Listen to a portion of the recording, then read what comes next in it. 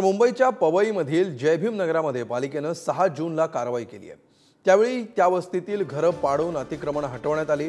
त्यावेळी पालिकेचं पथक आणि पोलीस आणि स्थानिक रहिवासी यांच्यामध्ये वादही पाहायला मिळाला। मात्र या सर्व गोंधळामध्ये वस्तीतल्या विद्यार्थ्यांच्या भविष्यावर प्रश्नचिन्ह उपस्थित झाले। या कारवाई दरम्यान इथल्या विद्यार्थ्यांची पुस्तकं आणि भविष्य जमीनदोस्त झाले। याविषयी स्थानिक विद्यार्थ्यांसह त्यांच्या पालकांशी बातचीत केली आमचे प्रतिनिधी रिद्देश हातीने।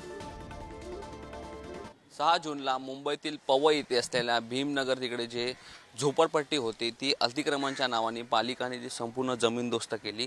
आपण आपल्या मागे पाहू शकतो अजून देखील जी परिस्थिती आहे तिकडची खूप गंभीर आहे, कारण अजून देखील ते तिकडे जे स्थानिक नागरिक आहेत ते अजून जे सामान आहे आतमध्ये जे त्यांचं अडकलेलं आहे ते शोधत आहे। महत्त्वाचं म्हणजे आपण पाहिलं या संपूर्ण झोपडपट्टीमध्ये अनेक जे लहान विद्यार्थी होते ते देखील राहत होते, त्यांची देखील पुस्तकं इथे ते उद्ध्वस्त झाल्याची आहे जी माहिती मिळत आहे। येत्या काही दिवसांमध्ये शाळा सुरू होणार आहे। काही जे लहान मुलं आहेत आपण त्यांच्याशी देखील बातचीत करू। सर्वप्रथम त्यांच्या पालकांशी बातचीत करो। दीदी क्या कहेंगे, उस दिन जब घटना हुआ तभी आपको जब स्कूल का बैग वगैरह बच्चों का बुक निकालने को मिला क्या? सर कुछ भी नहीं दिए लोग निकालने के लिए, सीधा डंडा मारना चालू, रूम तोड़ना चालू। वो तो जान बच गई, यही काफी था। बेटा आप कौन से स्टैंडर्ड में हो और आपका भी स्कूल का बुक्स वगैरह का कैसा आपका मैनेज?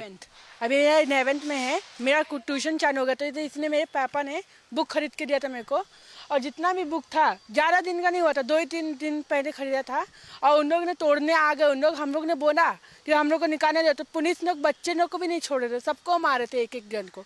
कॅमेरा पर्सन कविता गिरीसह मी रिद्देश हातीम, पुढारी न्यूज, मुंबई।